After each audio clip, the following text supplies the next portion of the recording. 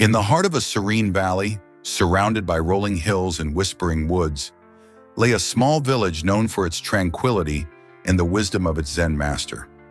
The master, known to all simply as Master Hiroshi, was a figure of calm and contemplation, revered not only for his profound understanding of Zen, but also for his kind heart and gentle spirit.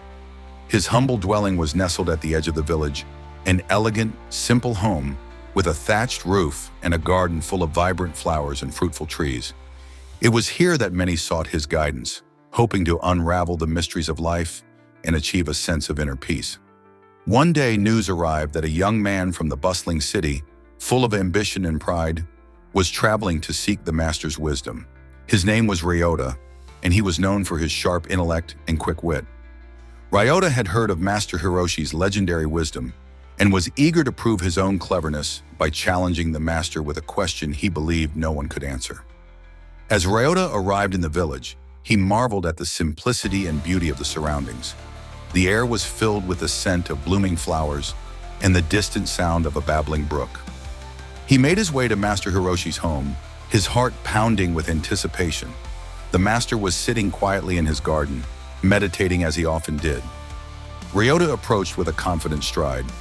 "Master Hiroshi," Ryota began, "I have come from the city, where I am known for my intellect and knowledge. I have a question that I believe will challenge even you. What is the sound of one hand clapping?" Master Hiroshi opened his eyes slowly and regarded Ryota with a gentle smile. Without saying a word, he rose from his seat and gestured for Ryota to follow him. The young man was intrigued but also somewhat impatient. He had expected a more immediate and profound response. They walked together through the village and into the master's garden, a place of peace and beauty. Birds sang softly and the leaves rustled in the gentle breeze. Master Hiroshi led Ryota to an apple tree that stood in the center of the garden, its branches heavy with ripe red fruit. The master reached up and picked one of the apples, its skin glowing in the sunlight. He handed the apple to Ryota with a serene smile. "Here," Master Hiroshi said simply. "Please, enjoy this apple." Ryota took the apple, still puzzled by the master's actions. He examined it closely, noting its perfect roundness and the rich color of its skin. He hesitated for a moment, then took a bite.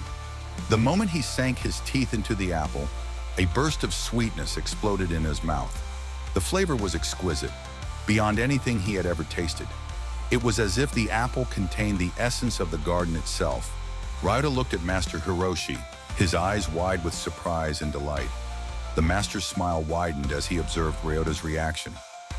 "Sometimes," Master Hiroshi said softly, "understanding comes not from seeking complex answers, but from experiencing the simple joys that life offers.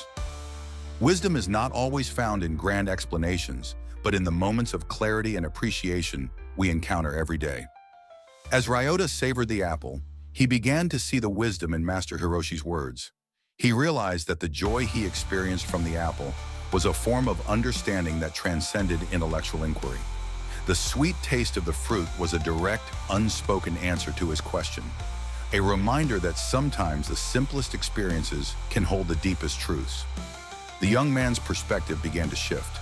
He reflected on his own life in the city, filled with constant striving and intellectual pursuits.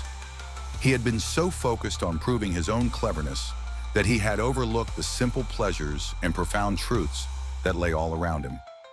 The apple, in its own way, had shown him that wisdom and happiness could be found in everyday moments. Master Hiroshi and Ryota spent the afternoon talking about life and its many wonders. The master spoke of the natural world, the changing seasons, and the interconnectedness of all things. Ryota listened attentively, his heart and mind open to the lessons being shared. The conversation flowed easily, and the young man found himself engaged in a way he had never experienced before. As the sun began to set, casting a warm golden light over the garden, Ryota knew that his visit had been transformative.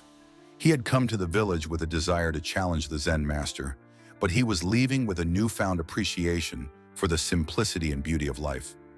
The lesson he had learned was not one of complex philosophical debate, but of enjoying and valuing the present moment. Before departing, Ryota thanked Master Hiroshi for his wisdom and kindness. The master simply nodded, his eyes twinkling with a quiet understanding. Remember, he said, the path to wisdom is often found in the simplest of experiences. Carry this lesson with you and let it guide you in all that you do. As Ryota walked back through the village, he felt a deep sense of peace and contentment. The journey had not been about proving his own cleverness, but about discovering the richness of life through a single, simple experience.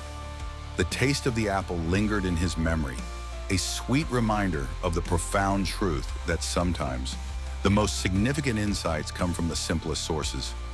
The village returned to its peaceful routine, and Master Hiroshi continued to offer his wisdom to those who sought it. Ryota's visit became a story shared among the villagers, a tale of a young man who had come to challenge the master and had left with a heart full of understanding. Years later, Ryota would look back on his encounter with Master Hiroshi with gratitude. The apple and the wisdom it symbolized remained a cherished memory, a reminder that the essence of true wisdom is often found in the simplest and most unexpected places.